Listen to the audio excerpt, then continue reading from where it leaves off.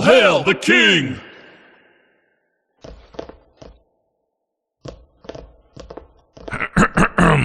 Welcome to Battle Chess. This is the tutorial, and I am the king.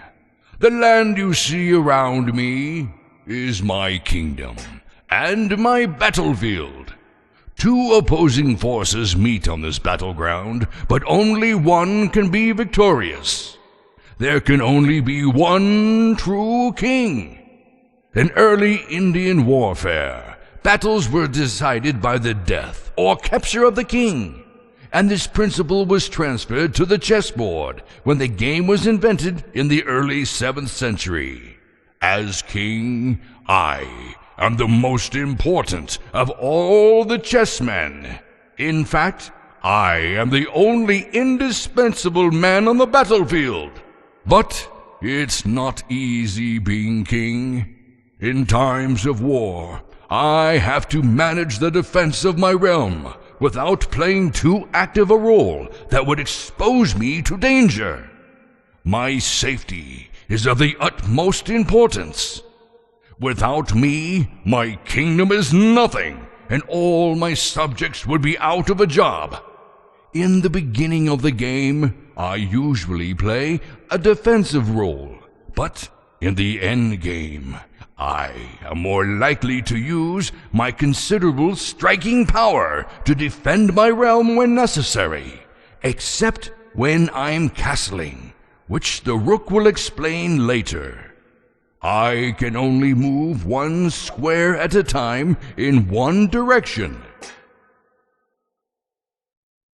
In medieval times, it was said that the king's move and power of capture are in all directions because the king's will is law. However, a king doesn't get to be my age by doing stupid things. So, I never move directly into a clear line of attack from an enemy piece. Such a movement would put me in check, which is an immediate and direct threat to my existence.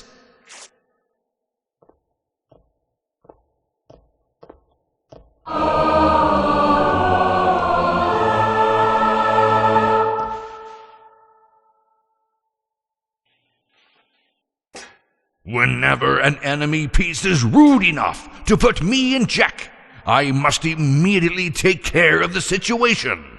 I can move out of check in one of three ways: by putting one of my loyal defenders in position to block the attack,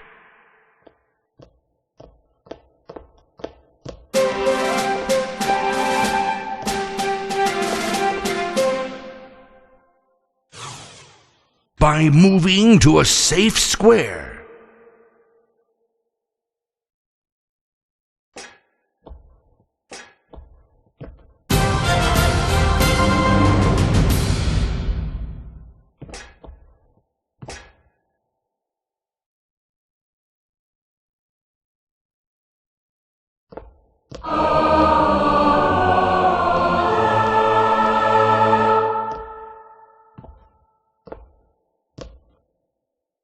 or by capturing the enemy piece that threatens me.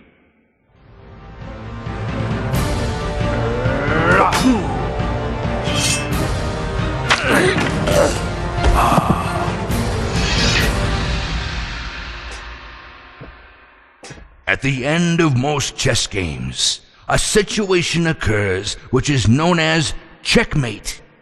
Checkmate is an attack upon the king from which there is no possible escape. While a check is merely a threat to a king, a checkmate is the pronouncement of his certain doom. For example, this is a checkmate situation.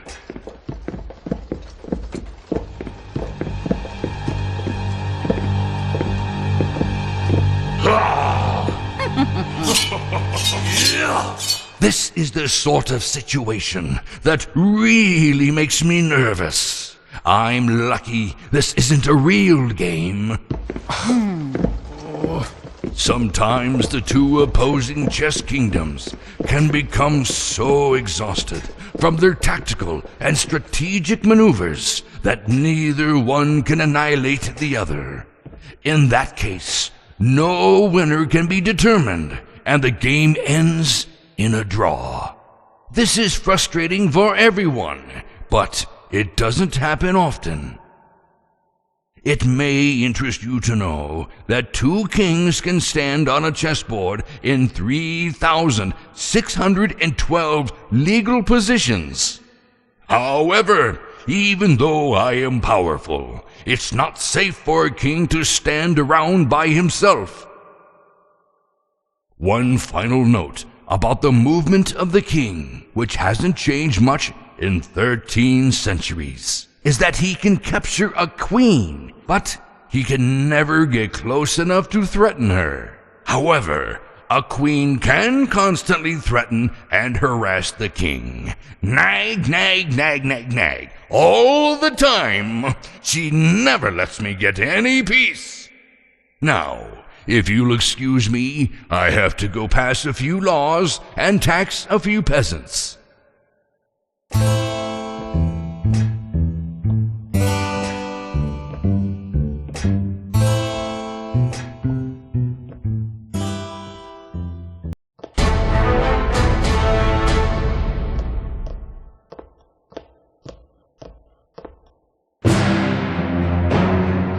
Yeah.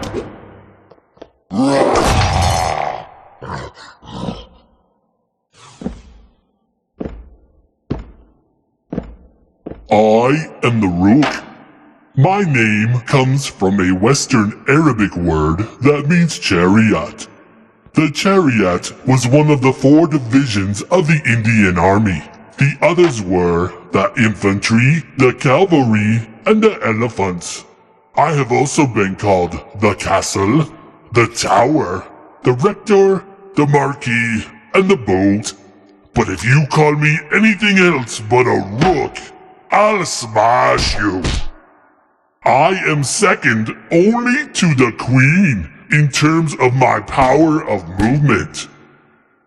I can move parallel to the sides of the chessboard across any number of unoccupied squares in any file or rank. I can move forward, backwards, or sideways, but not diagonally. If an enemy is in my path, I can smash him and take his place. At the beginning of the game, I can't do much because everyone is in my way. I hate that. I want to smash things.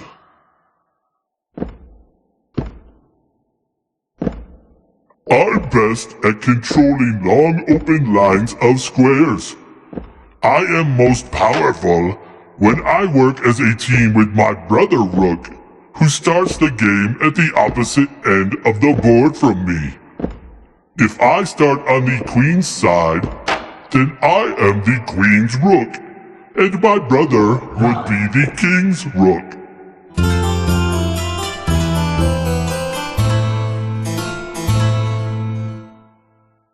Pay attention, because I am going to demonstrate castling, and I am only going to go through it once. If you don't understand, I'll smash you. The ancient Italians viewed the rook as a fortress in which the king could flee for safety when he was threatened. This point of view evolved into the modern system of castling, which can only occur once per player per game.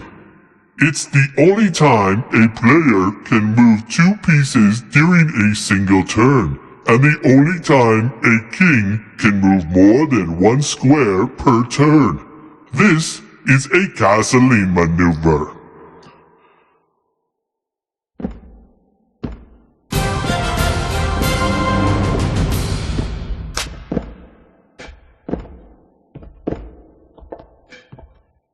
This move usually provides more safety for His Majesty and puts me in a better position to bust some heads. Castling can occur if the king and the castling rook have not previously been moved during the game and if the king is not in check. Obviously, the squares between the king and the rook must be unoccupied.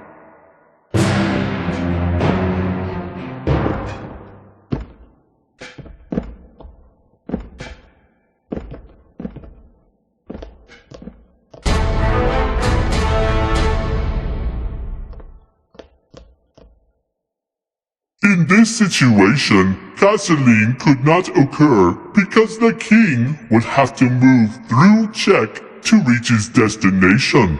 But His Majesty can still castle in the other direction.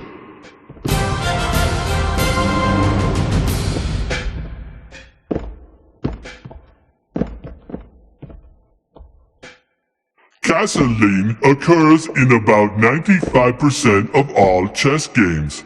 And in 90% of these games, the players castle with King's Rook because there are fewer pieces to move out of the way. And that's all there is to it. It should now be obvious to you that a rook laughs at danger. I scare the pants off of most other chess pieces. Entire armies break like crashing waves against me, leaving me unharmed. I fear nothing. Yoo-hoo. Well, almost nothing.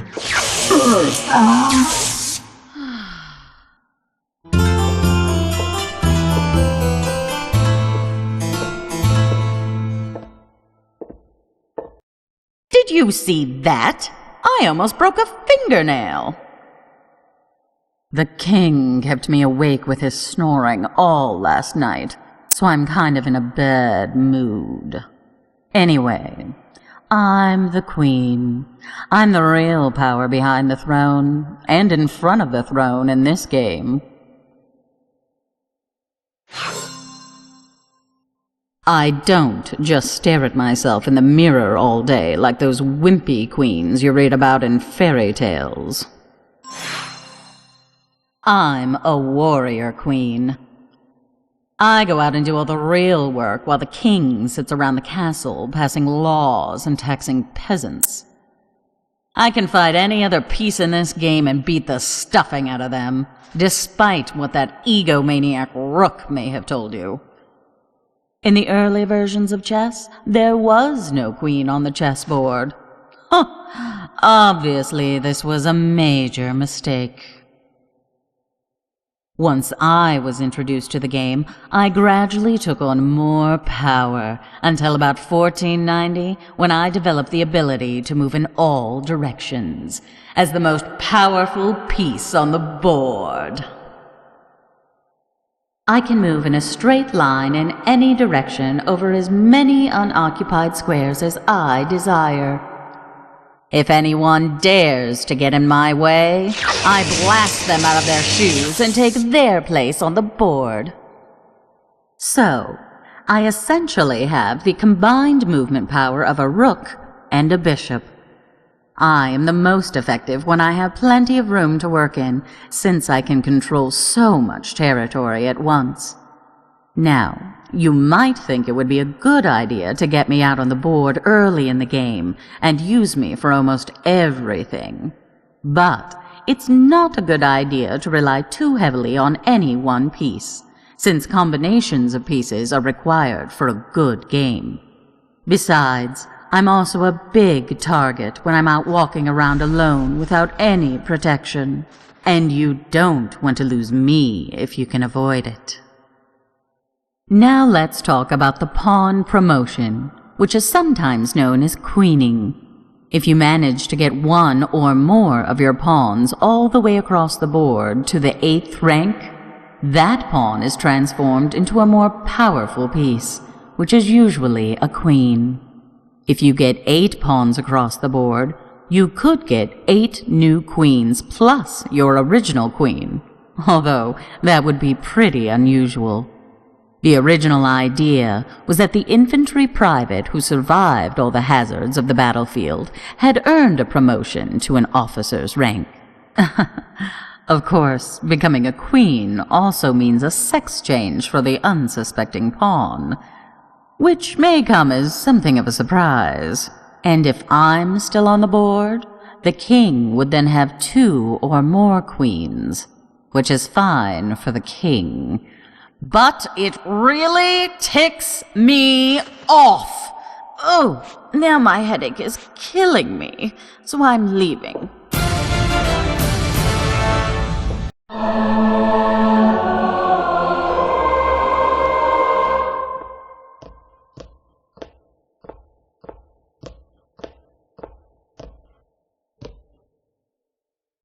I need no introduction. I am the holiest piece on the board. I can harness ancient powers to dispose of enemies in my path.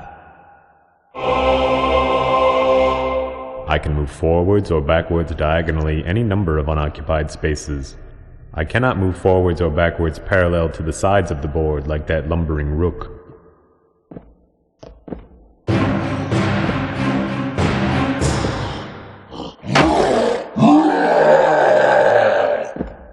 Speaking of the beast, I think I'll take that space.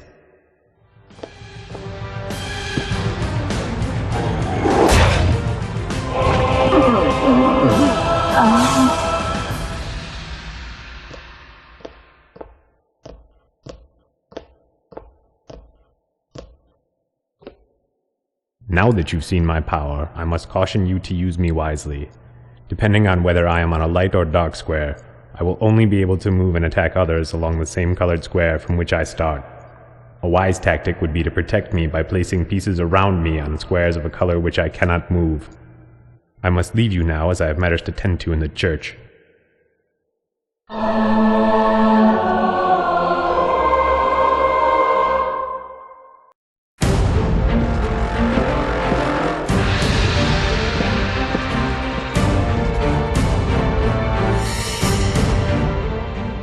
I am the knight, and I have a question for you. Have you ever heard of hippophobia? It sounds like a fear of hippos, doesn't it? Actually, it's applied to chess players who fear the presence of enemy knights on the chessboard. These players take great risks for the sole purpose of getting those enemy knights off the board. Hippos comes from the Greek word meaning horse. In many countries, the knight is still known as the horse, and many chess sets represent the knight as a piece shaped like a horse. My usual L-shaped move is intended to symbolize the action of mounted troops on the battlefield. I attack the enemy as they pass, rather than in front, and leap over obstacles in a bound, unable to stop in mid-leap. From my starting position, I move 2 squares along the same rank or file, and then 1 square to the right or left. I can make this move regardless of any pieces that may be in my way, friendly or hostile, as long as my destination is not occupied by a friendly piece. Enemy pieces are taken like this.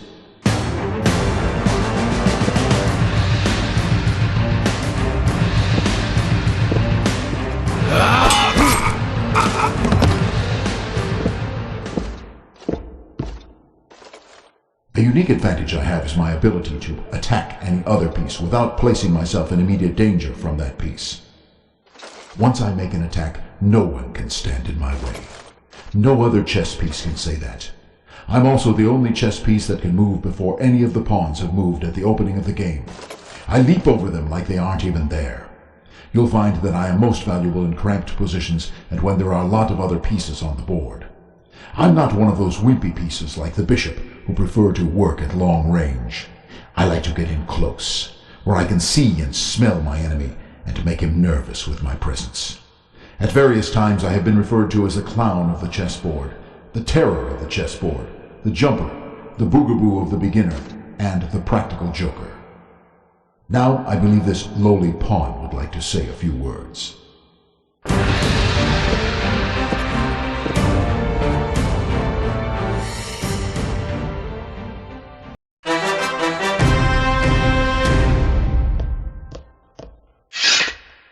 Lowly pawn? The way I see it, we're all pawns in the game of life. Someone is always pushing us around, always telling us what to do and deciding our fates. We can't fight it. I don't care who you are, a king, a queen, a bishop, or a pawn. We all come to the same fate in the end. We're all doomed. It's just that a pawn reaches that fate faster than the other pieces on the board. Pawns are just cannon fodder. It's so depressing. Consider this. These are the functions of the 8 pawns. To shield the king by controlling the 3rd and 4th ranks with our bodies. To defend and be the first to be sacrificed. To engage the enemy in combat. To prepare the way for more important chess pieces. And if we're really lucky, to struggle forward to the 8th rank for a battlefield promotion. As you can see, these pawn functions aren't exactly conducive to a long life. Have you noticed you never see a gray-haired old pawn? Huh, now you know why. The word pawn is derived from peon, which means laborer. In 15th century England, the 8 pawns were carved to represent different trades. The rook's pawns represented farm workers. The knight's pawns represented stone, iron, or woodworkers, or keepers of the king's highway. The bishop's pawns were notaries and innkeepers. The king's pawns were merchant bankers. The queen's pawns were physicians. Those were the days when we had better lives. Then, in the 18th century, all pawns were made to look identical, and we lost our individuality. Now it's more like being in the army. Let's talk about my movement. Either because we are brave, or because we are stupid. Pawns can only move forward into unoccupied squares, 1 square at a time. We never retreat, so a bad pawn move can't be corrected. However, the first time a pawn is moved, he has the option of moving forward 2 squares. When I take an enemy piece, they have to be waiting for me in one of the 2 squares diagonally ahead of me. I can't take a piece that's directly in my forward path. This is supposed to resemble a soldier slaying his enemy with a sideways thrust of his sword. Baby, let's see if you can take me. What about your husband, the king? He's not here. Forget about him. I want you. This is some kind of trick, isn't it? You're my sworn enemy, Your Majesty. You'll never know, unless you take a chance and come on over here. It's your move. I'll show you a good time.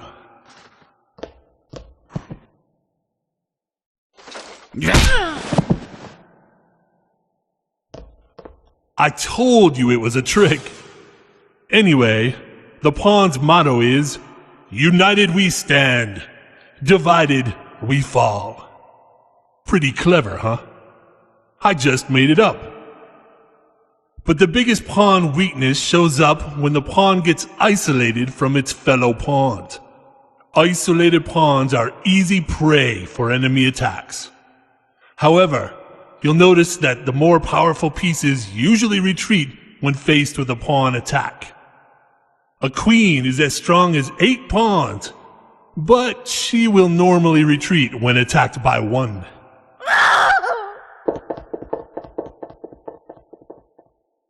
One more thing I should tell you about is how I take an enemy piece en passant, which is a French term that means in passing. When I'm in a square at the 4th rank, like I am now, and an enemy pawn decides to move forward 2 squares on his first move, I can capture him en passant, like this.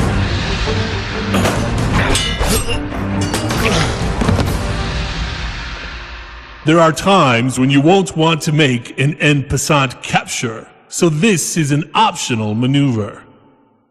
In any case, it's too dangerous for me to keep standing around out here by myself, so I'll just be moving along, if you don't mind.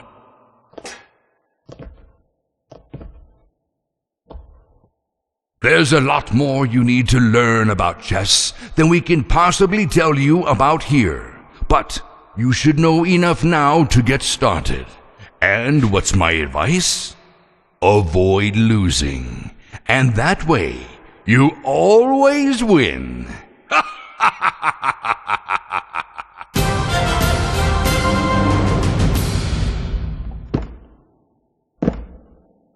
Play chess now, or I'll smash you.